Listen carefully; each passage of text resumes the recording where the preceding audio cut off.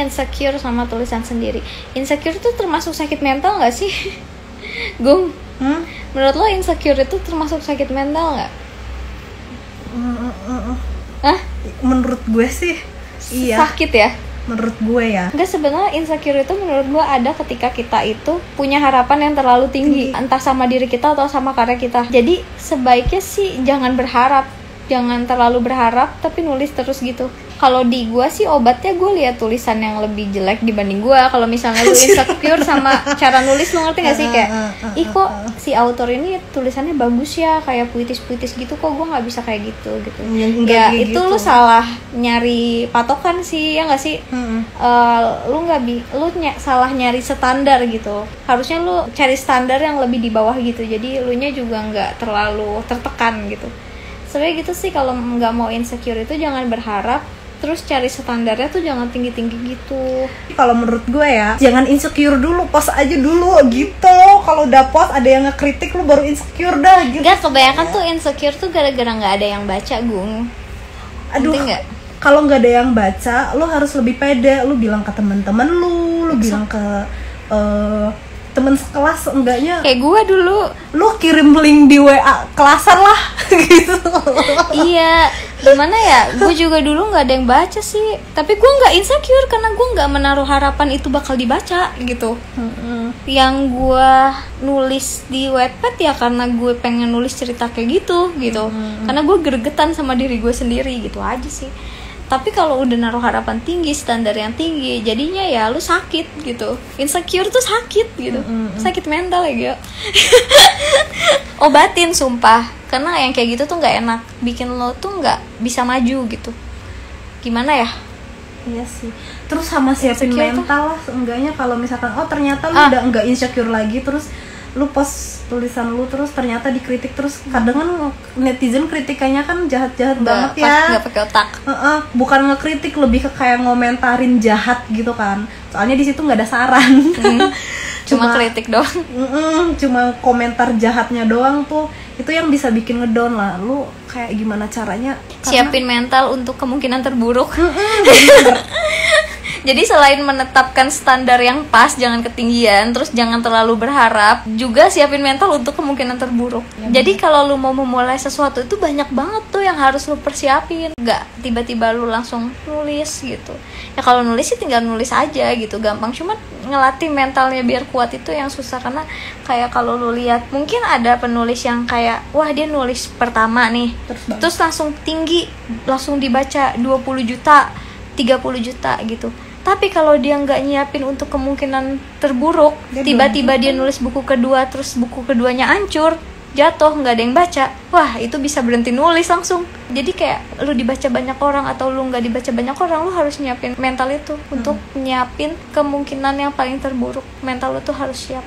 Kalau orang yang udah sering jatuh, yang kayak mulai dari awal udah nulis 10 novel terus nggak ada yang baca, terus novel ke-11-nya langsung banyak yang baca, itu mah dia kayak udah kelatih, udah maksudnya ya elah gue udah pernah kayak gini gitu kan. Gue udah jatuh bangun. Nah makanya kayak itu tuh lebih enak. Jadi kalau sekarang kalian nggak dibaca itu lebih enak dibanding kalian tiba-tiba dibaca banyak, terus kalian nulis lagi dibaca sedikit. Wah itu sih parah downnya, kayak orang yang belum pernah jatuh lagi terbang terus tiba-tiba jatuh, aduh itu lebih sakit. Makanya sekarang kalau misalnya lu masih di bawah-bawah kayak gini tuh kayak nikmatin aja gitu.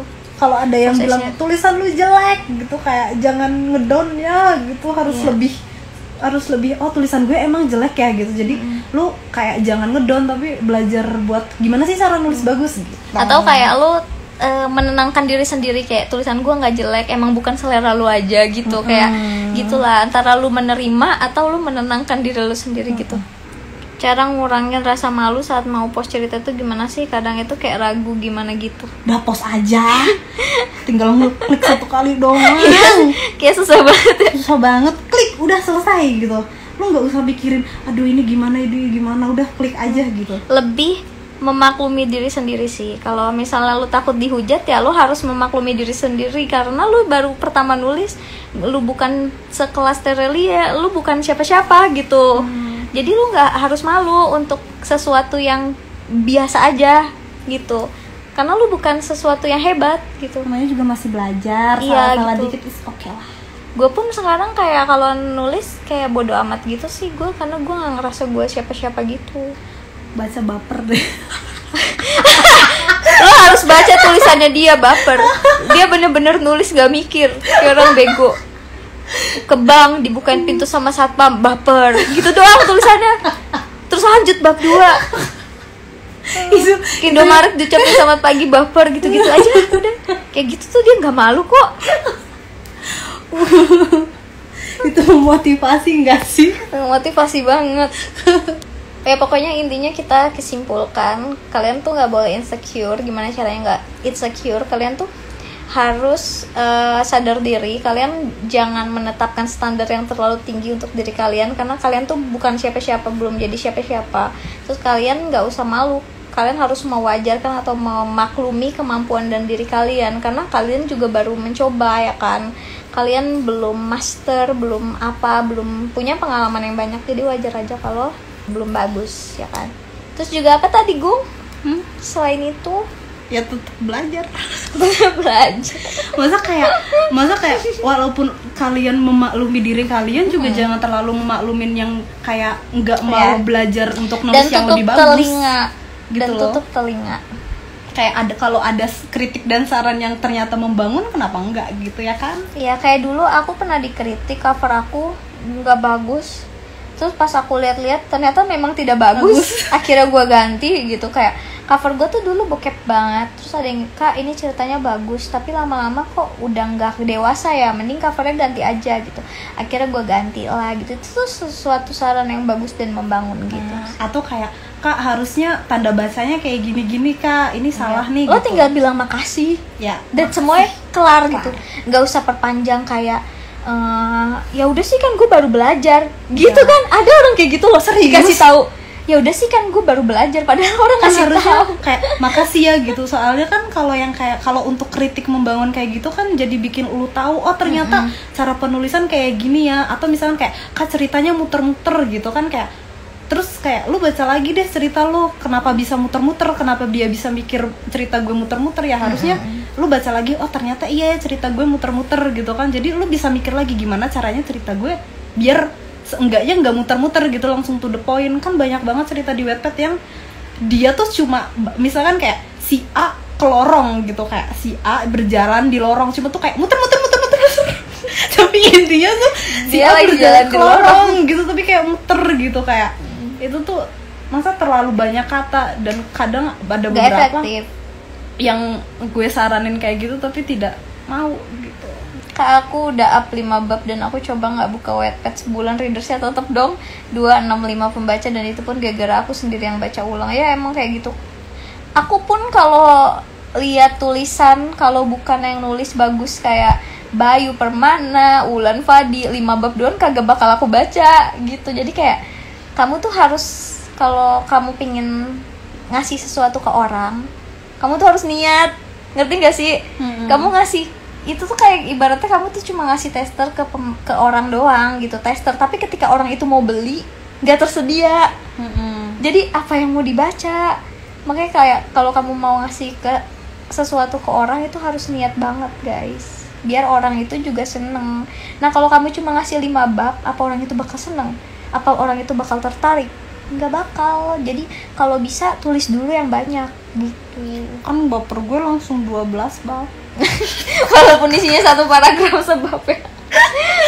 Tapi yang baca udah 62K. Wow, saya terkejut. Hebat sekali.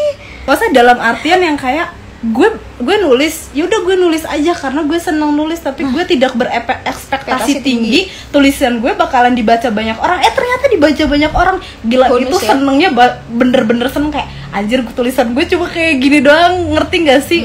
Maksudnya kayak orang ngapain baca tulisan gue malah mikirnya kayak gitu, saking karena ya gue pengen nulis aja gitu loh. Ya kayak gitu. Jadi kayak jangan terlalu ekspektasi tinggi yang kayak aduh tulisan gue jelek nih, gimana ya, ada yang baca nggak ya? Ya lo udah post aja dulu, ada yang baca atau enggak mah urusan belakangan. Nah, So ini peruntungan banget sih, kayak judi gitu ya nggak sih? Lu nggak bakal tahu itu bakal dibaca atau enggak gitu. dan intinya manajemen apa namanya, kayak gimana caranya lu memasarkan tulisan lu ke teman-teman lu dulu gitu loh. Karena apa, temen-temen tuh walaupun tulisan lu jelek juga kayak mereka kayak ya udahlah gue baca aja lah gitu. Walaupun gak dibaca di vote itu udah jadi batu loncatan banget kayak sih. Gitu. Kayak gitu aja sih menurut gue. Ntar juga kalau tulisannya ternyata banyak yang suka juga rezeki lu kan gitu. Tapi intinya jangan ekspektasi tinggi deh, entarnya jadinya kayak kok tulisan gue yang baca cuma 100 orang doang ya, padahal gue sudah berusaha untuk tulisan gue bagus gitu. Jadi kayak kan sedih ya kalau kayak gitu Tuh gitu. Capek sendiri sumpah, kita tuh terkadang lupa gitu loh buat ngejaga mental kita gitu. Padahal mental tuh yang paling menentukan nanti kita tuh bakal maju atau enggak gitu.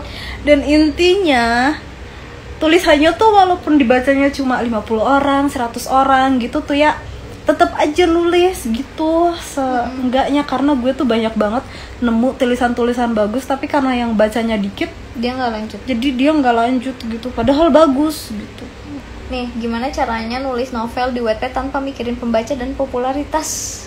Ya lu mikirin ceritanya yang bagus dulu. Ngerti gak sih? Gue kan gitu, gue menangkap pertanyaannya nih. Gimana caranya biar kita tuh nggak mikirin pembaca sama popularitas, jadi kita fokus nulis. Itu gimana caranya? Jadi ini nih ada nih hati yang busuk banget yang pingin banget gue punya banyak followers, gue pengen terkenal kayak si gitu kan pasti ada nih sisi lain di lubuk hati terdalam tuh. Iya pasti gitu. Namanya juga manusia kan, nafsu ya kan. Uh-uh. Cuma ya kalau gue sih, kalau lu emang udah suka nulis ya udah nulis aja yang lu suka, apapun yang lu suka lu tulis aja di situ. Gini, sebenarnya nggak apa-apa pengen banyak pembaca dan popularitas. Populer tuh sebenarnya oke, karena harus diiringi dengan sadar diri, kayak lu tuh baru mulai nulis, followers lu 0, ya kan? Terus kayak lu nggak punya pengalaman yang banyak, apalagi kalau lu itu nggak suka nge-sharing cerita lu ke teman-teman terdekat gitu. Nah jadi kayak gimana ya? Intinya kayak lu ngewajarin diri lu gitu deh.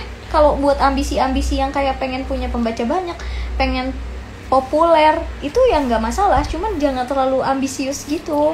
Terus kayak mikirin pembaca sama popularitas ini sebenarnya boleh, cuman nanti resikonya tuh kalau lu nggak ngedapetin hal itu, lu bakal insecure gitu.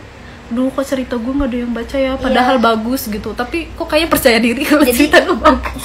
Kalau bisa, makanya kan gue bilang untuk kemungkinan terburuknya jangan mengharapkan itu gitu. Jadi lu mempersiapkan mental lu untuk kemungkinan terburuk dengan cara jangan mengharapkan itu, jangan mengharapkan pembaca dan popularitas, tapi berharap aja cerita lu tuh bakal selesai dengan lancar gitu.